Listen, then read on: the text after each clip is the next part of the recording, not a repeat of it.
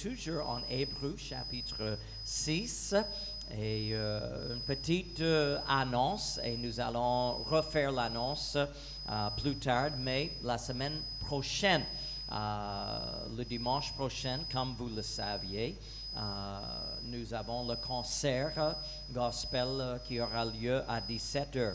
Et pour arranger la journée, on va commencer la semaine prochaine à 11h.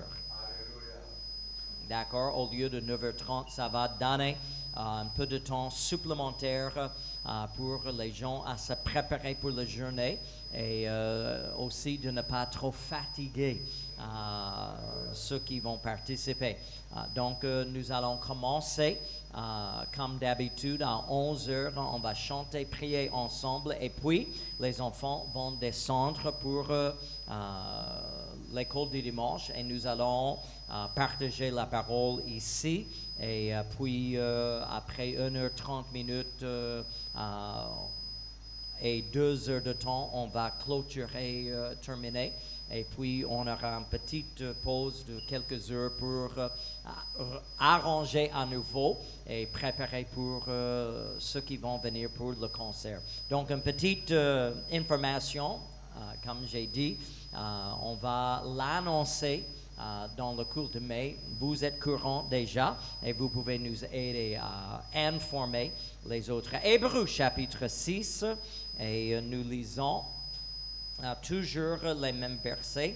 C'est pourquoi laissons les éléments de la parole de Christ tendant à ce qui est parfait, sans poser de nouveau le fondement de renoncement aux œuvres mortes, de la foi en Dieu, de la doctrine des baptêmes, de l'imposition des mains, et maintenant notre sujet du jour, de la résurrection des morts. On va parler, par la grâce de Dieu, on va tous toucher aujourd'hui, mais peut-être on doit continuer plus tard avec l'autre partie de cela. Verset 3 nous dit, et c'est ce que nous ferons si Dieu le permet. On va parler aujourd'hui de la résurrection des morts. D'abord, on doit souligner quelque chose. C'est un enseignement, c'est une doctrine fondamentale de la foi chrétienne. Je vais dire quelque chose très clair, sans compromettre, sans cacher ce que je veux dire. Si quelqu'un ne croit pas ni la résurrection de Christ, ni la résurrection à venir, il est déjà disqualifié de la foi chrétienne. Bon, on peut débattre d'autres choses.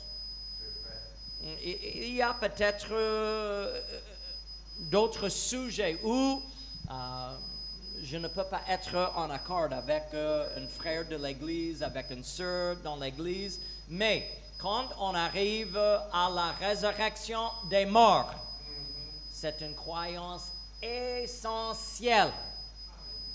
Et Paul a souligné cela d'abord dans 1 Corinthiens chapitre 15 et le verset 14. Et il a dit, si Christ n'est pas ressuscité, votre prédication est donc vaine et votre foi aussi est vaine.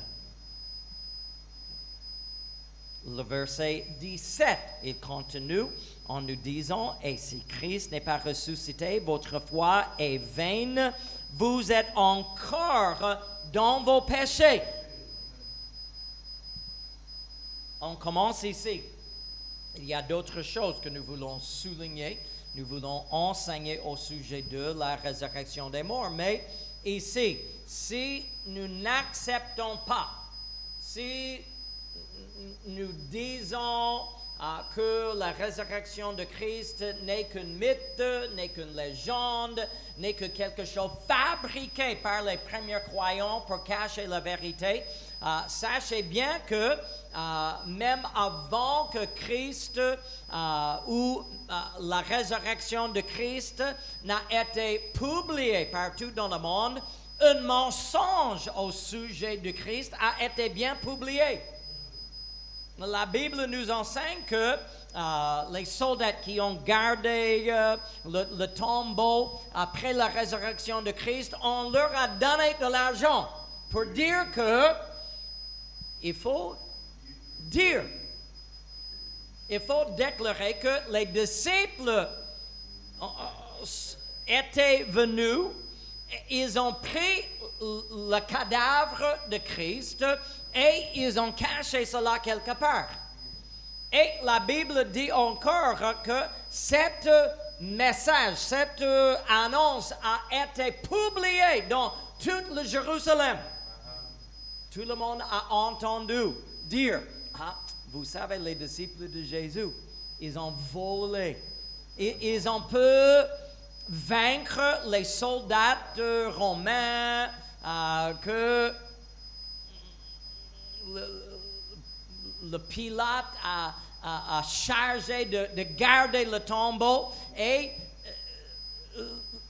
les empêcheurs, ils ont pu vaincre les soldats professionnels et ils ont pu ouvrir le tombeau, déplacer le pierre énorme. Ils ont pu sortir le cadavre. On peut rouler à nouveau le pierre. Et dans tout cela, ils ont caché quelque part le corps, le cadavre de Christ. Et voilà ce qui a été publié. Avant même que la bonne nouvelle de la résurrection fut publiée. Ainsi, Paul souligne, malgré les mensonges, parce que même il y a les religions aujourd'hui qui rejettent l'idée que Christ est mort sur la croix et il est ressuscité le troisième jour. Même aujourd'hui, nous constatons le même mensonge ou d'autres mensonges au sujet de la mort et la résurrection de Christ. Et même si les gens rejettent la vérité, s'opposent à la vérité, refusent à accepter la vérité, nous devons être sûrs et certains que Christ est ressuscité. Amen. Amen. Sinon, votre foi est vaine. Vraiment, votre prédication est vaine et l'élément le plus grave, vous êtes encore dans vos péchés. Il n'y a point de pardon de péché. Ainsi, on peut dire, si Christ n'est pas ressuscité des morts, si vous trouvez qu'un pasteur, et il y a des pasteurs aujourd'hui comme ça, peut-être pas dans le domaine évangélique, mais dans d'autres églises, soi-disant églises, il y a des pasteurs qui rejettent tout miracle. Et ils déclarent même que Christ, on ne sait pas même si il a vécu. C'est une histoire inventée afin de conduire un peuple selon certains préceptes, selon certains enseignements.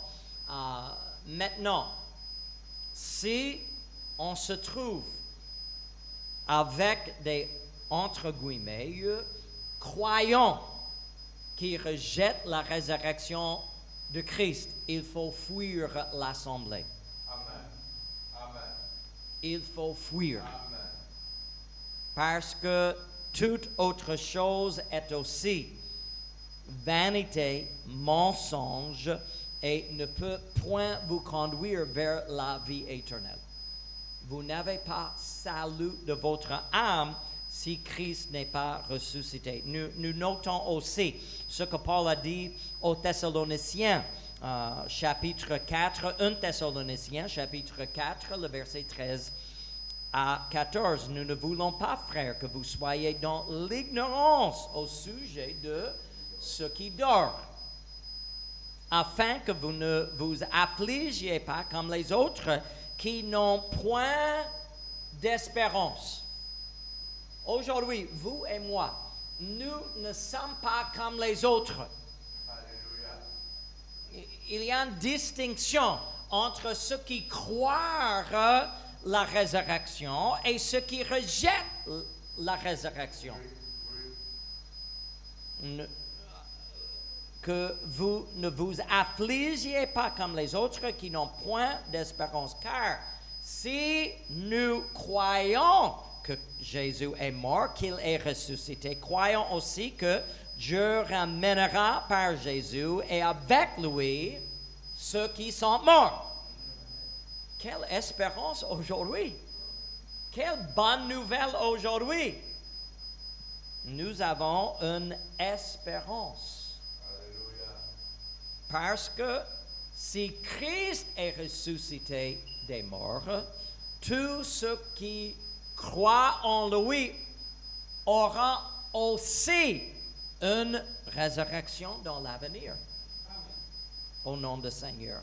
Bon, on va noter que cette idée de la résurrection n'est pas quelque chose inventé dans le Nouveau Testament, comme beaucoup des autres sujets que nous avons enseignés dans les mois passés. On commence toujours dans l'Ancien Testament pour comprendre que les croyances du Nouveau Testament ont des racines dans l'Ancien Testament. Le premier verset, et veuillez m'excuser, frère Ben, ce n'est pas sur l'écran, mais si quelqu'un peut lire pour moi, Job chapitre 19 et les versets 25 à 26. Job 19, 25, 26. Ici, Job a commencé à se réfléchir un peu, à contempler son avenir. Et voilà ce qu'il a dit. Job 19, 25, 26. Frère Otis, allez-y.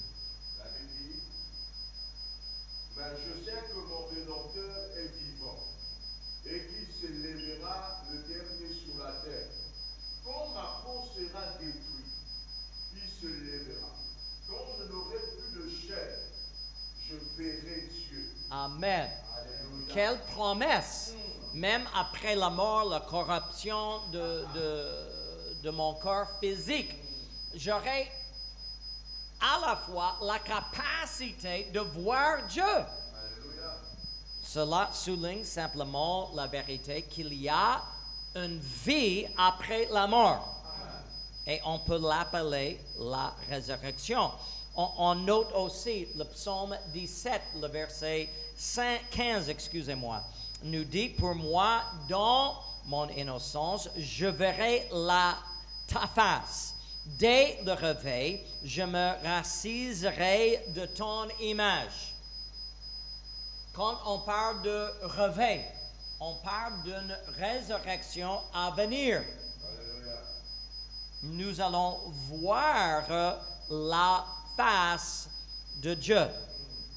Maintenant, on ne va pas lire les versets impliqués, mais en Genèse chapitre 22, il y a l'histoire d'Isaac et comment Abraham a emmené son fils Isaac vers un mont. Et au sommet du mont, Dieu lui a dit de l'offrir comme un holocauste. Et juste avant de plonger le couteau dans le corps de son fils, l'ange a dit, cela suffit. Dieu reconnaît ton obéissance. Et il y a un commentaire important de cela en Hébreux chapitre 11. Hébreux chapitre 11, le verset 19 nous dit, au sujet d'Abraham, il pensait que Dieu est puissant, même pour ressusciter des morts. Alléluia. Ou les morts. Aussi le recouvra-t-il par une sorte de résurrection. Cela veut dire, il y a un symbolisme dans l'histoire d'Abraham et Isaac. Il y a une leçon profonde parce que dans l'intelligence d'Abraham, même avant de lever le couteau, son fils est mort. Parce que Dieu a dit, tue-le. Donc, selon la parole de Dieu, la mort est sûre et certaine. Mais, qu'est-ce qui est dans l'intelligence d'Abraham, dans les pensées d'Abraham? Même si je plonge le couteau dans mon fils, Dieu va le ressusciter. Alléluia. Alléluia. Donc, je ne peux rien perdre. Parce que si je sauve mon fils de cette parole, j'aurai toujours mon fils. Et si je plonge le couteau dans le corps de mon fils, j'aurai toujours mon fils. Parce que Dieu est le Dieu de la résurrection. Et la Bible nous dit, c'est une sorte de résurrection. Le fait que son fils, bien sûr, n'est pas tué. Isaac n'était pas mort ce jour, mais symboliquement, il est mort et ressuscité. Alléluia. Maintenant, une petite parenthèse très loin de notre sujet. À mon avis, c'est cet événement dont le Seigneur lui-même a référé quand il a dit « Abraham a vu mon jour ». Et il s'est réjoui. Oh yeah. Abraham a vu quelque chose, quelque part, au fil de sa vie. Qu'est-ce qu'il a vu qui l'avait touché, qui avait communiqué les vérités au sujet du Seigneur Jésus-Christ? Bon, encore, si vous n'êtes pas d'accord, allez-y. Mais à mon avis, le jour dont le Seigneur a parlé est ce jour. Parce qu'Abraham a vu une sorte de résurrection des morts. Alléluia. De la sémence d'Abraham. Pas les sémences, mais une sémence. Et ça, c'est aussi un autre sujet, loin de notre sujet.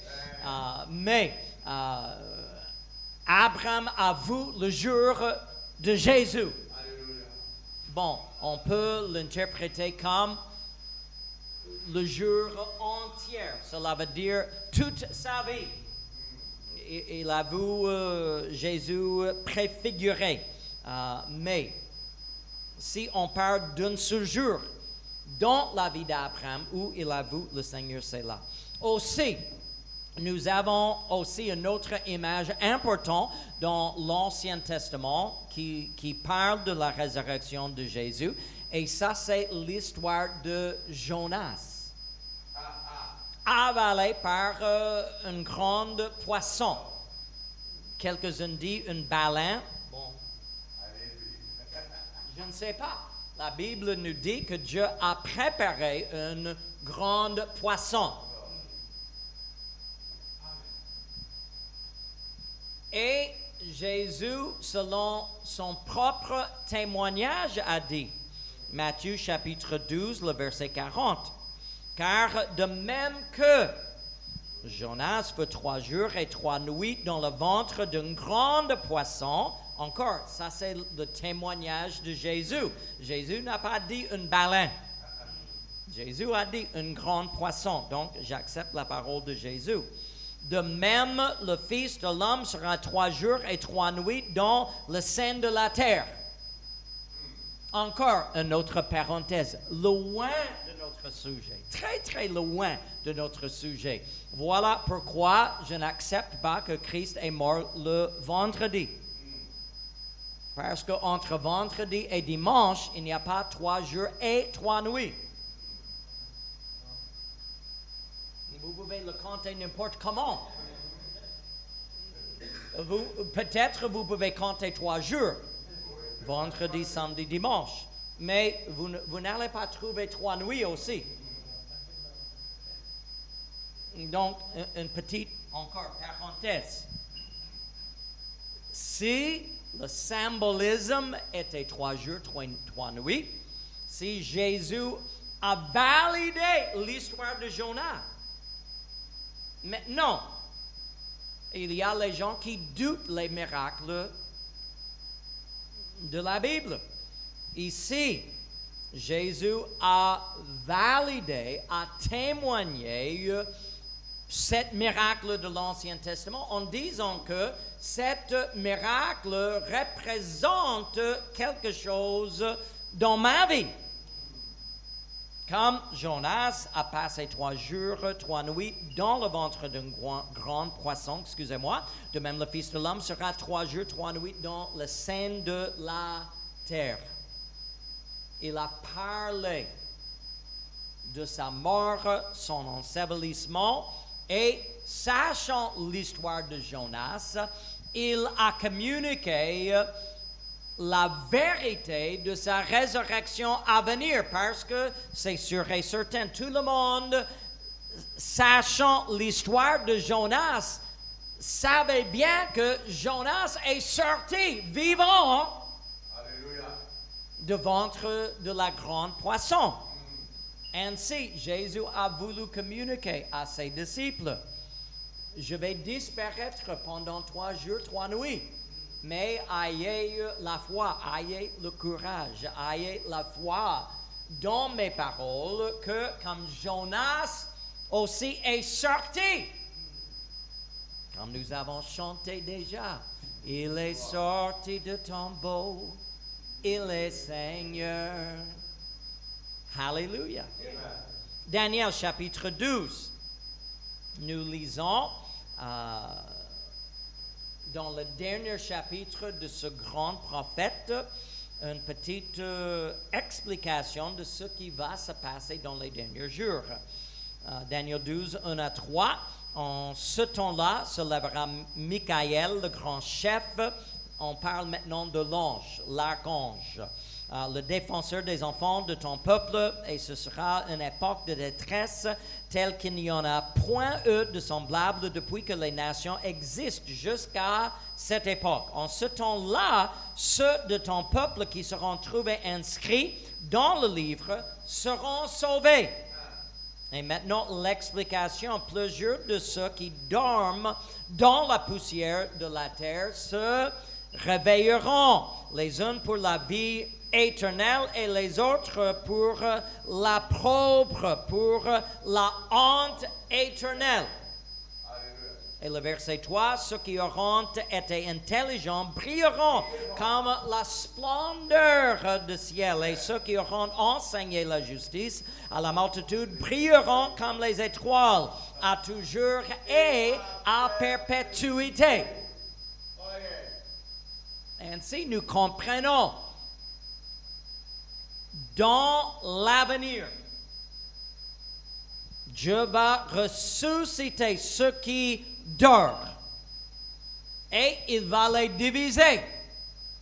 Dans le verset 2, quelques-uns pour la vie éternelle et d'autres pour l'opprobre, la honte éternelle.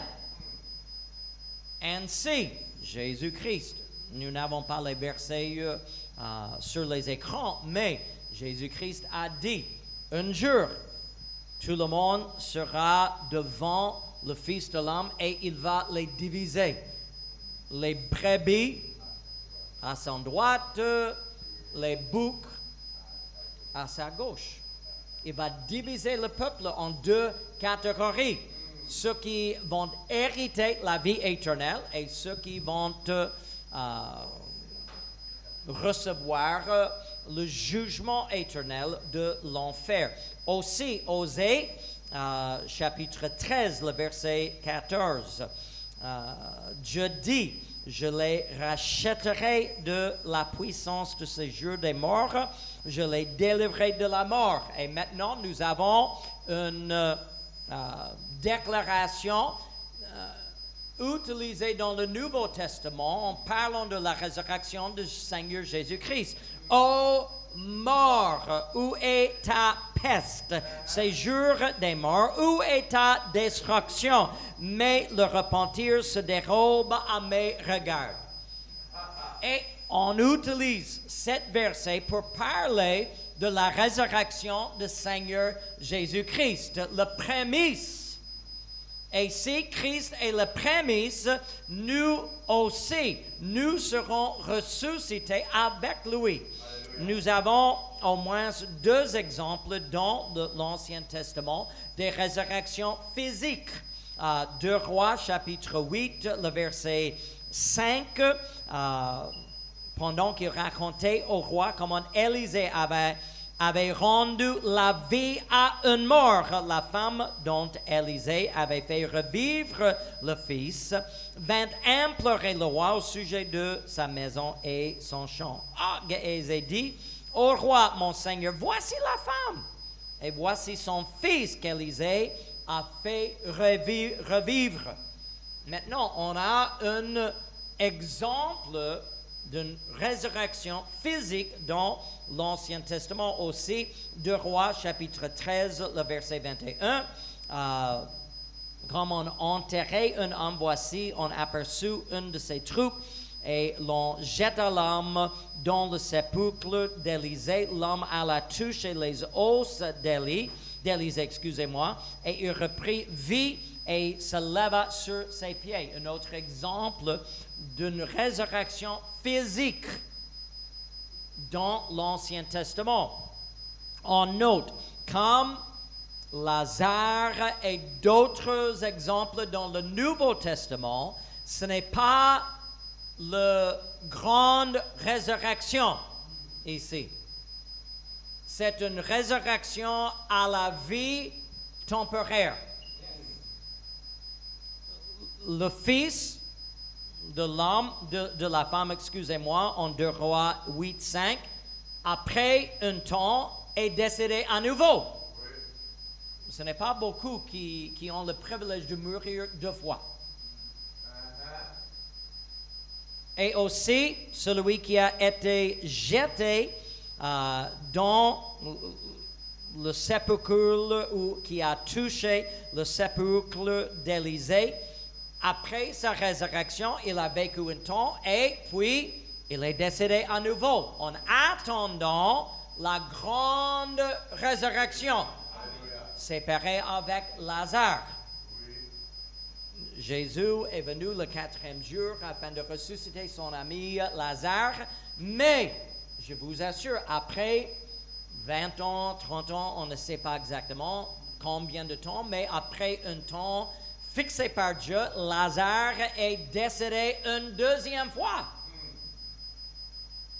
Cela veut dire les résurrections physiques dont nous pouvons lire dans l'Ancien et le Nouveau Testament, à l'exception du Seigneur Jésus-Christ, ne sont pas la grande résurrection des morts pour laquelle vous et moi nous attendons aussi. Nous lisons dans le Nouveau Testament les enseignements qui soulignent encore l'importance de croire. Jean 5, 21. Car comme le Père ressuscite les morts et donne la vie, ainsi le Fils donne la vie à qui il veut. Ainsi, Dieu est déclaré ici d'être un Dieu qui ressuscite les morts et donne la vie. Même chapitre, le verset 29 nous dit, ceux qui auront faim, le bien ressusciteront pour ceux qui auront fait le bien, ressusciteront pour la vie, mais ceux qui auront fait le mal ressusciteront pour le jugement. Encore, c'est la même résurrection dont Daniel a fait référence. Tout le monde sera ressuscité et divisé. Quelques-uns pour la vie et, entre guillemets, la vie éternelle, et d'autres pour le jugement, entre guillemets, le jugement éternel. Jésus-Christ, pas dans un sens spirituel, mais dans un sens physique, nous a dit en Matthieu chapitre 10, le verset 8, une charge à ses disciples. Guérissez les malades, ressuscitez les morts, purifiez les lépreux, chassez les démons. Vous avez reçu gratuitement, donnez gratuitement. Dans le ministère des disciples, Jésus leur a confié la capacité, le don, si je peux dire, de ressusciter les morts. Maintenant, il y a des gens qui posent la question, est-ce que c'est possible même aujourd'hui? Je peux rendre témoignage, oui, cela existe même aujourd'hui. Il n'y a pas des amens, mais je dis la vérité. Il y a des témoignages dans nos temps, dans nos jours, où quelqu'un mort après avoir été le sujet de la prière intense s'est ressuscité d'entre les morts. Dieu a réanimé le corps et la personne a continué à vivre pour un temps. Matthieu chapitre 17, le verset 9, Jésus a dit, comme il descendait de la montagne, Jésus leur donna cet ordre, ne parlez à personne de cette vision jusqu'à ce que le Fils de l'homme soit ressuscité des morts. Jésus a voulu communiquer non seulement une charge de garder le silence pour un temps, mais il a donné un événement à venir. Une fois que Christ est ressuscité d'entre les morts, publiez cette histoire. Matthieu chapitre 22, le verset 31, nous dit, et Jésus est en train de répondre aux Sadducéens qui ne croient pas à la résurrection, et ils avaient inventé un énigme pour confondre le Seigneur. Il y avait un homme qui s'est marié avec une femme, et l'homme est mort. Et comme Moïse nous a enseigné, son frère était obligé à se marier avec la femme. Et puis, il s'est marié avec la femme et il avait 7 frères, cet premier homme. Et chacun à son tour est décédé. Et chacun à son tour s'est marié avec la même femme. Et finalement, la question, le grand énigme dans la résurrection, parce que les Sadducéens ne croyaient point la résurrection. Et voilà leur invention, leur moyen de montrer que la résurrection n'est pas possible. Dans la résurrection, la femme sera la femme de quel frère? Et Jésus a confirmé la résurrection en Matthieu 22, le verset 38. Pour ce qui est de la résurrection des morts, n'avez-vous pas lu ce que Dieu vous a dit? Et il a continué, ce n'est pas sur l'écran, mais il a dit, je suis le Dieu d'Abraham, d'Isaac et de Jacob. Dieu n'est pas le Dieu des morts, mais des vivants. Ainsi, après la mort, il y a toujours la vie. Même si nous ne pouvons pas le comprendre, il y a la vie après la mort. Luc 20, nous voyons la même histoire, mais l'explication du Seigneur Jésus-Christ à la réaction de quel d'entre eux sera-t-elle donc la femme? Car les 7 l'ont eu pour femme. Jésus leur répondit, les enfants de ce siècle prennent des femmes et des maris, mais ceux qui seront trouvés dignes d'avoir part au siècle à venir et à la résurrection des morts ne prendront ni femme ni mari. Car ils ne pourront plus mourir parce qu'ils seront semblables aux anges et qu'ils seront fils de Dieu étant fils de la résurrection. Voilà notre héritage. Frère Otis, vous allez connaître votre femme, mais d'une façon plus élevée, si je peux dire. 1 Thessaloniciens, chapitre 4, le verset 14. Nous avons déjà lu cela, mais on répète. Car si nous croyons que Christ ou Jésus est mort et qu'il est ressuscité, croyons aussi que Dieu ramènera par Jésus avec lui ceux qui sont morts. Et finalement, notre dernière référence pour cette partie, Apocalypse chapitre 20, le verset 5 nous dit, les autres morts ne revinrent point à la vie jusqu'à ce que les 1000 ans fussent accomplis. C'est la première résurrection. Maintenant, nous n'allons pas plonger dans la théologie des derniers temps, mais on peut comprendre qu'il y a plusieurs résurrections dans l'avenir. Il y aura le moment où les saints de Dieu seront pris instantanément par le Seigneur Jésus-Christ.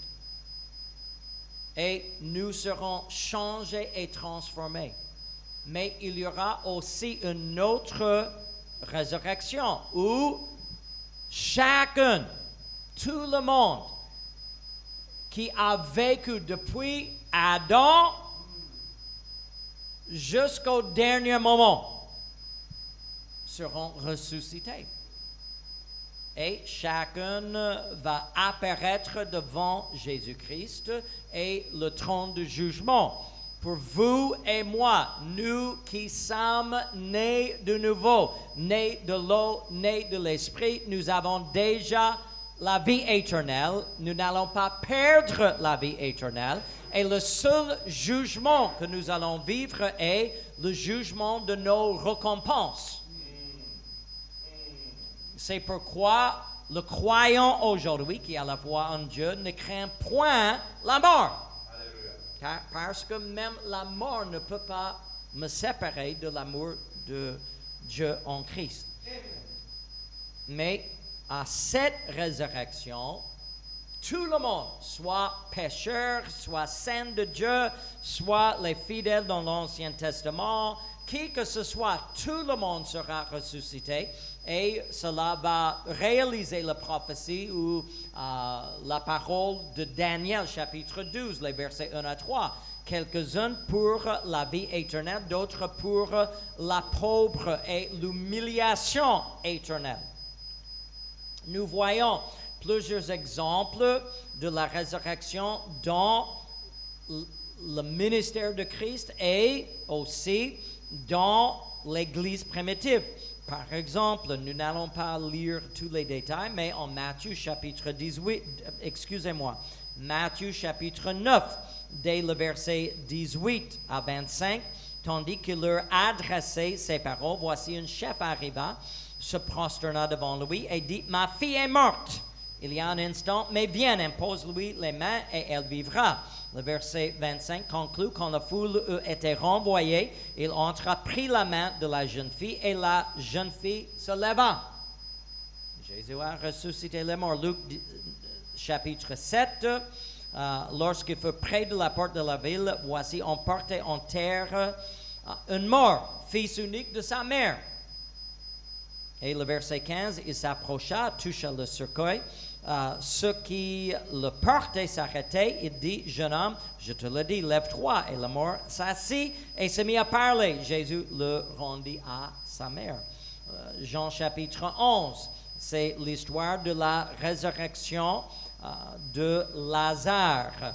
Et quel grand moment que nous voyons. Luc chapitre 24, le verset 5. Saisi de frayeur, elle baissait le visage contre terre, mais il leur dit, pourquoi cherchez-vous parmi les morts celui qui est vivant? C'est la résurrection de Christ. Maintenant, dans l'Église du Nouveau Testament, nous avons au moins 3 exemples d'une résurrection physique. Actes chapitre 9, c'est Pierre. Et le verset 40 nous dit, Pierre fit sortir tout le monde, se mit à genoux et pria, puis se tournant vers le corps, il dit, Tabata. Tabitha, lève-toi. Elle ouvrit les yeux et, ayant vu Pierre, elle s'assit. Donc, Tabitha a été ressuscitée des morts. Acte chapitre 14. Ce n'est pas sûr et certain, mais je crois que Paul était mort dans cette histoire. Alors, Actes 14, 19, 20, sur 20 d'Antioche et du compte des Juifs qui gagnaient la foule et qui, après avoir lapidé Paul, il y a une seule raison pour lapider quelqu'un, c'est pour tuer. Donc, après avoir lapidé Paul, il traînait hors de la ville, pensait qu'il était mort. Mais les disciples l'ayant enterré, et il se leva et entra dans la ville le lendemain. Il partit pour Derbe avec Barnabas. Encore, loin de notre sujet, beaucoup croient que c'est à ce moment que Paul avait sa vision de troisième ciel. Donc, ça, c'est à chacun à décider. Acte chapitre 20, nous voyons une histoire un peu triste dans le verset 9. Or, un jeune homme nommé Eutychus, qui était assis sur la fenêtre, s'endormit profondément pendant le long discours de Paul. Gloire à Dieu, je n'enseigne pas toute la nuit.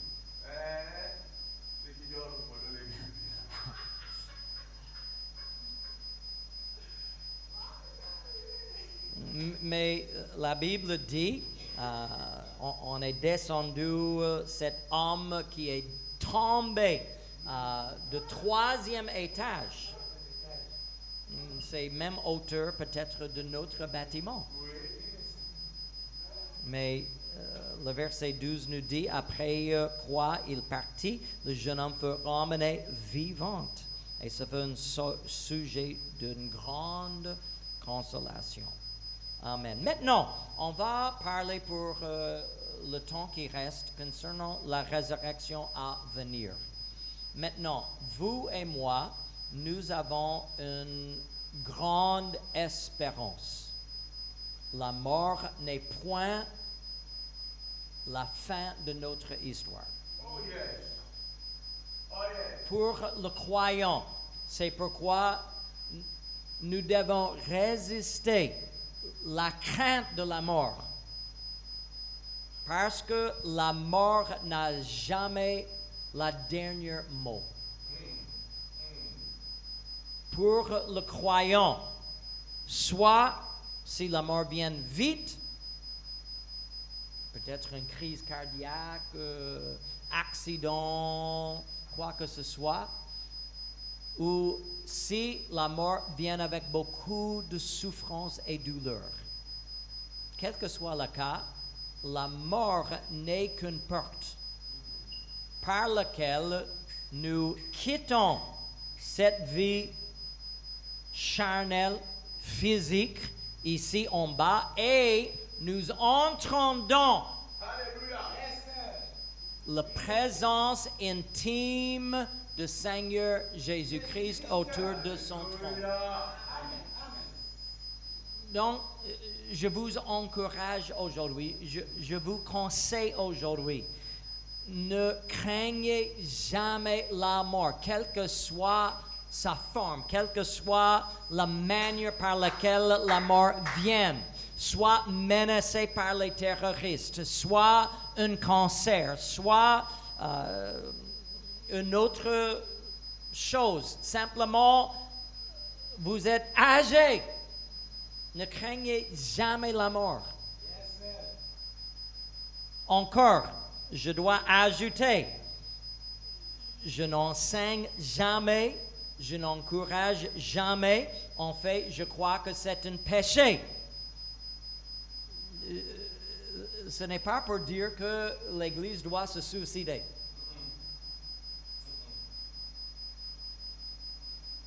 Mais, en attendant la mort, n'attendez jamais avec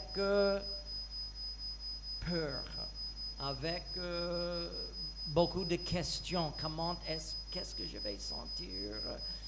Écoutez-moi, c'est comme l'accouchement d'un enfant. Et Bon, je ne suis pas maman, mais je peux permettre les mamans de témoigner. Pendant l'accouchement, beaucoup de douleurs. Sauf dans le cas de Maman Jojo et le petit Eden qui est sorti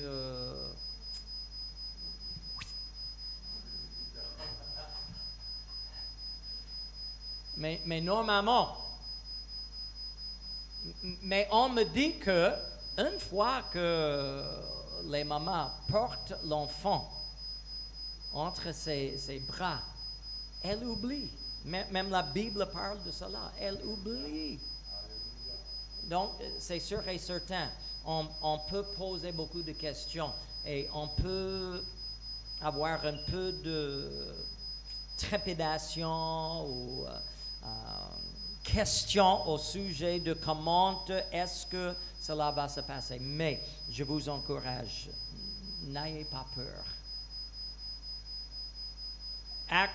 Romains chapitre 8, le verset 11, nous donne une assurance. Et c'est pourquoi la foi dans la résurrection est essentielle.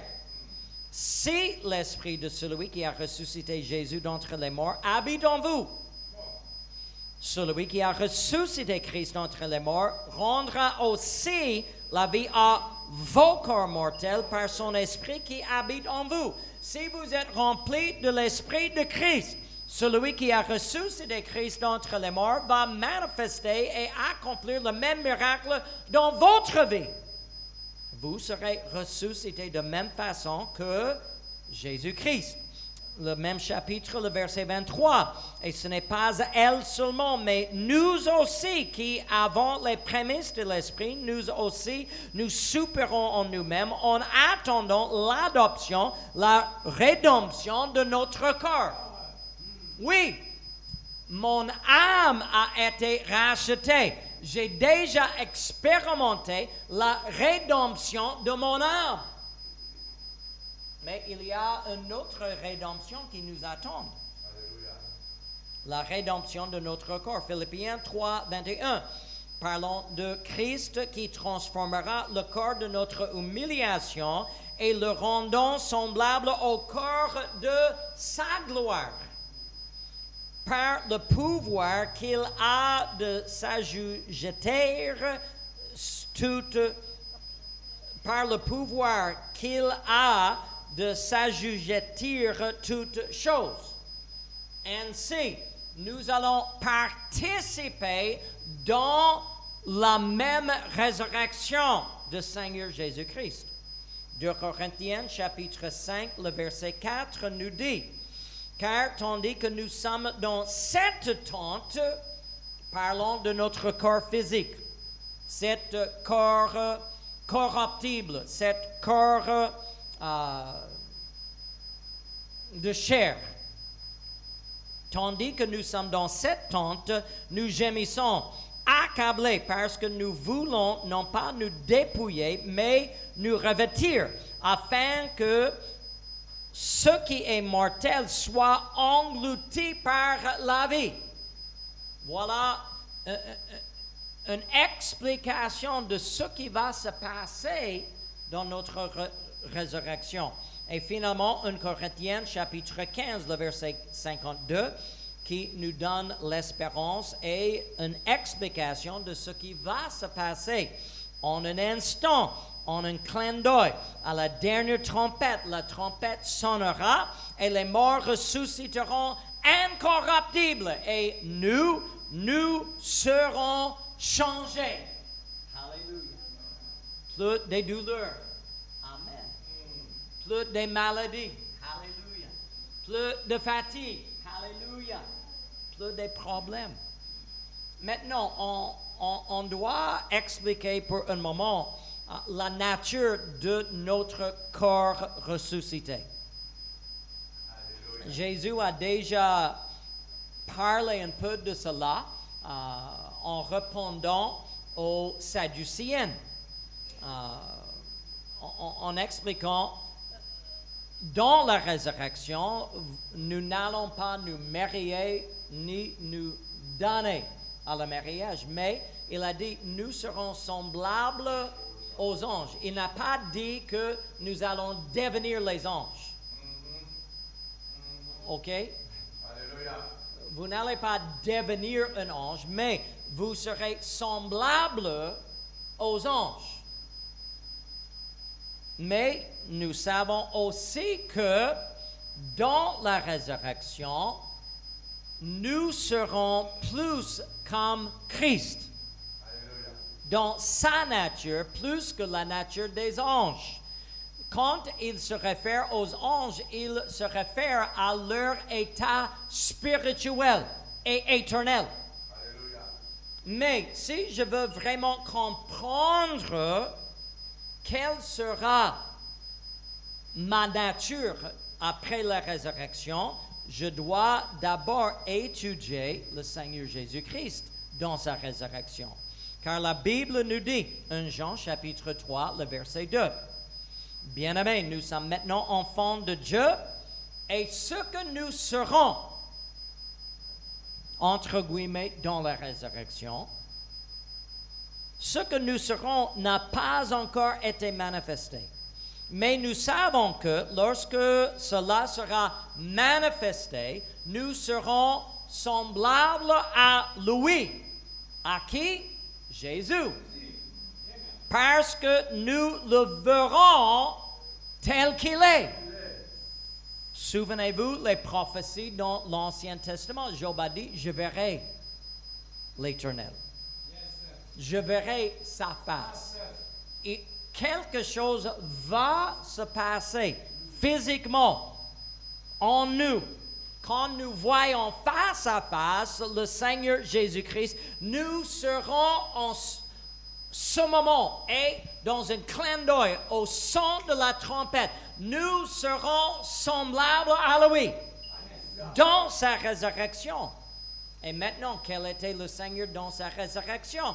Il avait une forme physique, visible. Amen. Jean 20, 27. Jésus dit à Thomas, avance ici ton droite et regarde mes mains. Avance aussi ta main et mets-la dans mon côté. Et ne sois pas incrédule, mais crois. Donc, on a peu touché le corps de Christ. C'était une chair, mais une chair incorruptible. Maintenant, est-ce que je peux expliquer l'ADN de ce corps? Pas du tout. Mais je crois les Écritures. Nous voyons aussi Luc 24, 31. Alors leurs yeux s'ouvrirent et ils le reconnurent. Mais il disparut de devant eux. Maintenant, c'est les disciples sur le chemin d'Emmaüs. Ils ont causé longtemps avec le Seigneur Jésus-Christ. On a invité le Seigneur de rentrer chez eux afin de partager un peu de pain. Et le moment où le Seigneur a brisé le pain, je ne sais pas si c'est en voyant les blessures sur ses mains ou une autre raison, mais à ce moment, leurs yeux étaient ouverts. Et ils ont reconnu, c'est Jésus.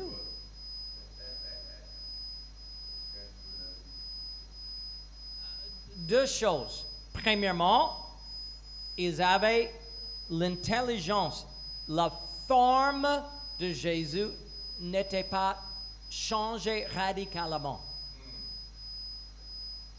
Ils ont reconnu que, c'est Jésus. Même visage, même taille, même forme. Il n'est pas devenu séraphim avec 6 ailes, 4 visages, quoi que ce soit. Il avait la même forme. Donc, vous et moi, même dans la résurrection, je crois, nous allons nous reconnaître. Je vais dire, ces frères, Dieu merci, on va se saluer. Mais aussi, on note quelque chose, il disparut. Il y avait des qualités, des caractéristiques inexplicables à la fois. Parce que plus tard, nous voyons que Jésus a apparu au milieu de ses disciples. Il n'avait pas besoin de taper à la porte pour que quelqu'un s'ouvre la porte pour le laisser entrer. Il avait la capacité, l'habilité de manipuler ou de ne pas être bloqué par la matière physique. Une autre qualité, parce que notre corps dans la résurrection est incorruptible, n'est plus de ce monde, mais c'est ressuscité un corps spirituel. Luc 24, 39. Jésus, devant ses disciples, voyez mes mains, mes pieds, c'est bien moi. Encore. Une chair, mais une chair transformée. Verset 41. Comme dans leur joie, ils ne croyaient point encore, et qu'ils étaient dans l'étonnement, il leur dit, avez-vous ici quelque chose à manger? Et voilà quelque chose qui m'étonne. Jésus a mangé avec un corps qui n'avait pas besoin de manger. Aujourd'hui, pourquoi est-ce que nous mangeons? Bien sûr, nous aimons manger. Je crois que Christ vous aimez manger. Alléluia. Une bonne riz, sauce de viande, on est content. Alléluia. Alléluia. Mais nous reconnaissons également, j'ai besoin de manger. Alléluia. On peut jeûner, n'est-ce pas? Vous et moi, nous pouvons jeûner. Peut-être quelques-uns ont jeûné 1 jour, 3 jours, 10 jours, 21 jours, je ne sais pas.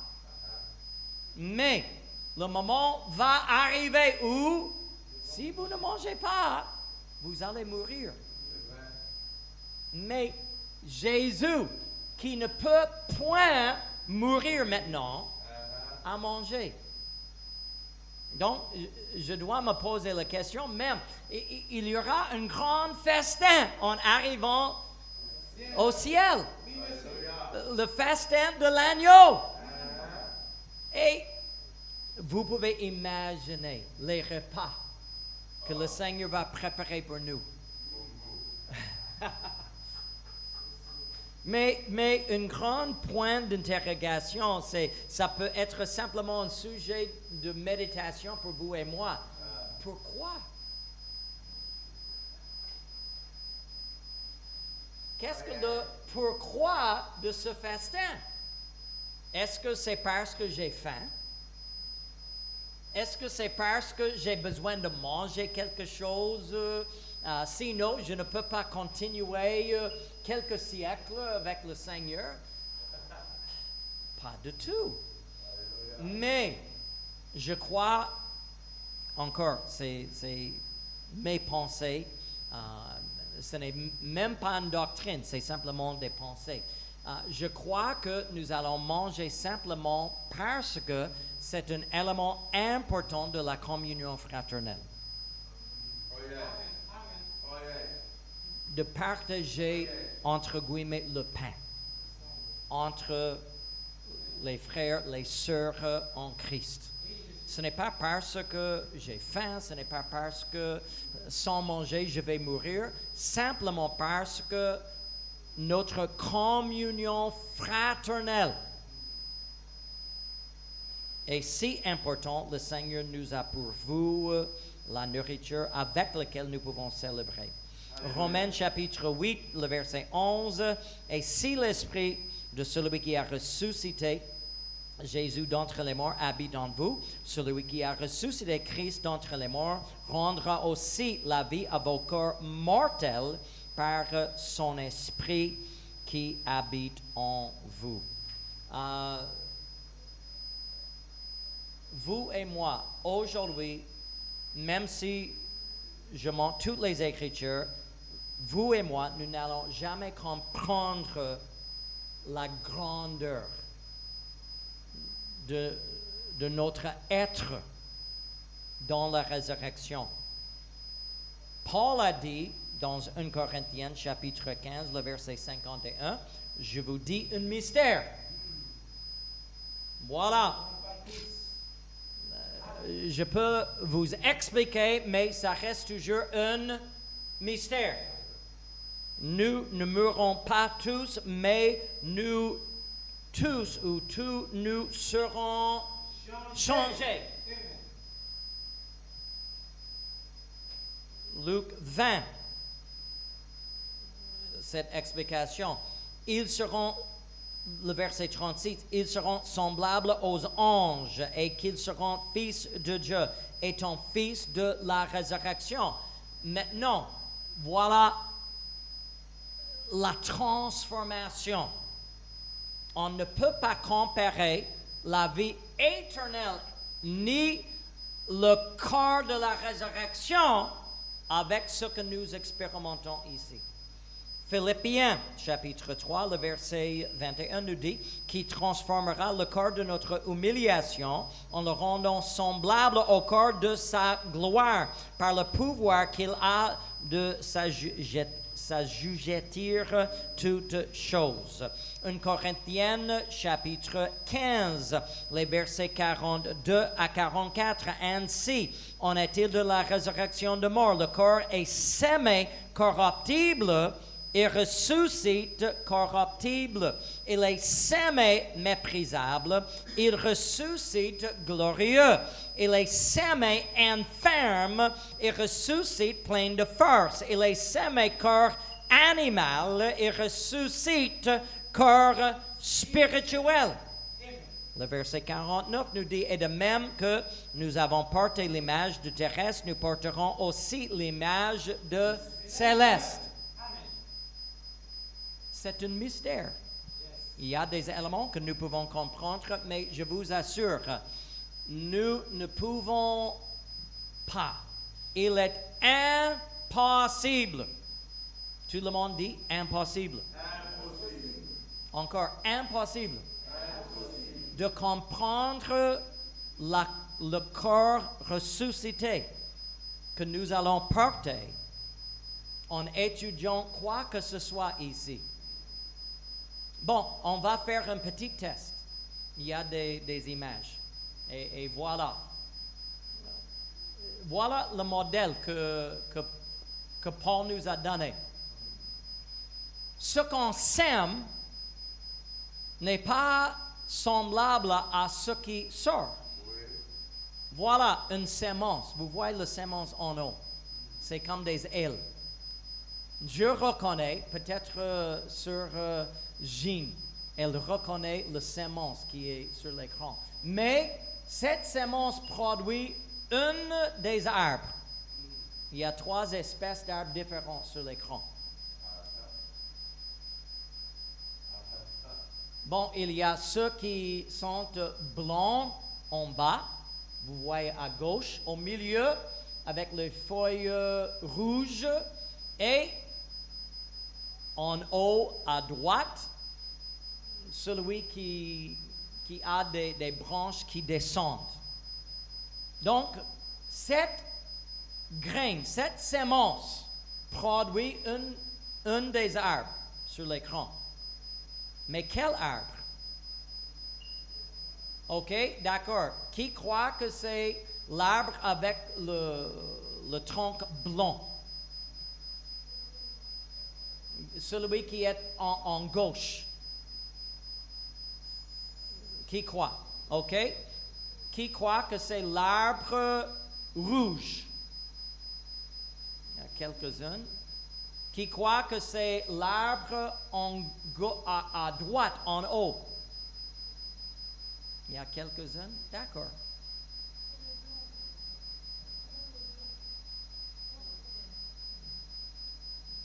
Sir Jean, c'est quel arbre? Le rouge. Un arbre qui s'appelle l'érable. Ça se trouve en Amérique du Nord. Prochainement, on a un autre Non. Voilà. Les graines.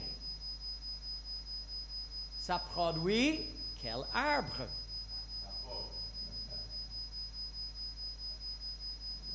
Déjà bien annoncé. Merci. Oui, c'est les pommes. Ça, c'est quelque chose que vous voyez. Oui. Dernière.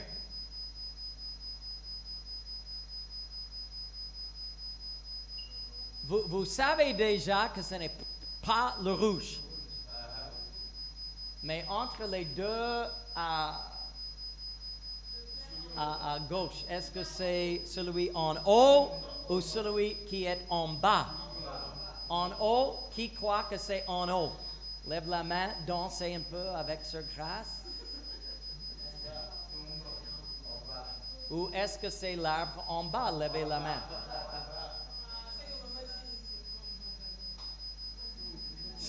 C'est l'arbre en bas, en fait. Mais vous voyez la leçon. Si je vous donne une graine que vous n'avez jamais vue pendant votre vie, et cette graine, en anglais, c'est appelé acorn. Si on vous donne une graine que vous n'avez jamais vue, ça peut être même graine de moutarde qui est si petite, mais ça peut produire un grand arbre. Et à la fois, on peut vous donner une grande semence et croire que ça va produire quelque chose même beaucoup plus grand. Mais ça produit une petite plante. On ne peut pas discerner en voyant le grain qu'est-ce que ça va produire. Allez à l'écran devant celui-ci. D'accord. Nous avons conclu que c'est les graines de pommes. Maintenant, je vous pose la question. Est-ce que vous pouvez compter les pommes sur l'arbre? Vous êtes sûr? Est-ce qu'on peut compter les pommes sur l'arbre? Merci, grâce. Oui. Oui. Merci. Mais maintenant, est-ce que vous pouvez compter les pommes dans une graine? Impossible. Est-ce que vous voyez la différence? Oui, quand nous voyons la manifestation, oui, c'est facile à comprendre. Mais en voyant le grain, il y a des mystères. Si je vous donne une graine d'orange, est-ce que vous pouvez me dire combien des oranges est dedans? Impossible. Graine de carotte, oui, peut-être ça va produire une seule. Mais dans l'avenir, ça peut produire des milliers.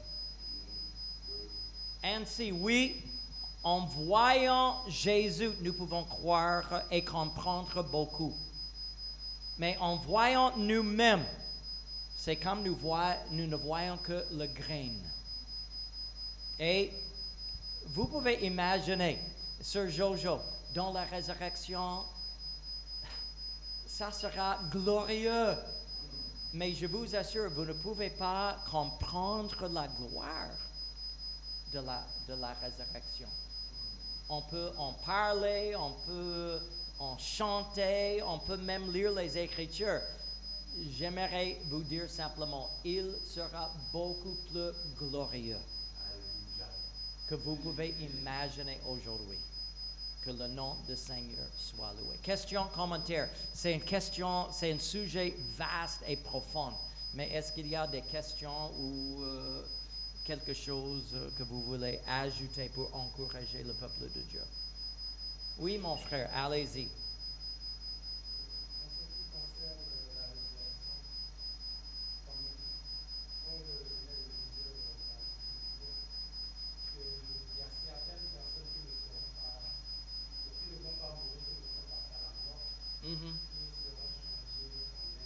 Oui, Premièrement, c'est les morts en Christ qui seront ressuscités oui. et ceux qui seront changés avec iront directement. Mhm. Est-ce que c'est au moment après la tribulation ou bien cette résurrection se fera avant que la grande tribulation puisse venir? Ah, maintenant, c'est la théologie. Ah, la, la véritable question est quand est-ce que le Seigneur revient pour son Église? Quand est-ce que Dieu va enlever de ce monde l'Église du Seigneur Jésus-Christ? Je vais dire dans le temps choisi par Dieu. Pas avant, pas après, mais au moment désigné par le Seigneur Jésus-Christ. Et je crois que, d'abord, personne ne connaît pas.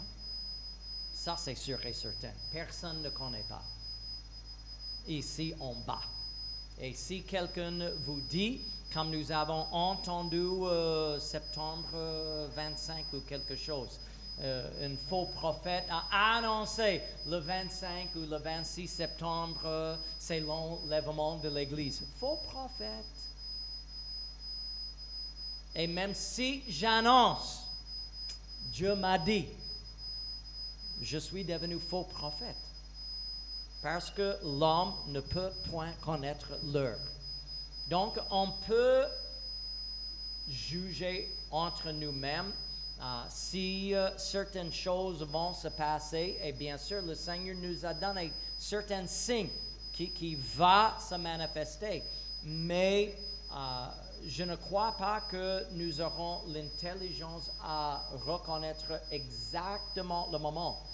Oui, nous allons reconnaître que le voleur vient. Mais la minute précise est impossible pour nous. C'est pourquoi, comme les vierges, nous devons garder notre lampe bien remplie d'huile en tout temps.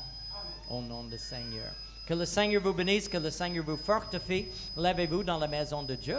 Et est-ce que nous pouvons remercier le Seigneur pour cette espérance, l'espérance de la résurrection. Seigneur, nous te louons, nous t'adorons, Seigneur, tu es grand et glorieux. Nous te remercions pour le privilège de te servir et la promesse que tu as pour chacun de tes élus, chacun de tes enfants, Seigneur. Nous recommandons, Seigneur, cette vérité à nos esprits et que nous gardions, Seigneur, tous les jours cette espérance jusqu'à son accomplissement. Nous prions cela aujourd'hui au nom de Jésus. Amen. Que le Seigneur vous bénisse.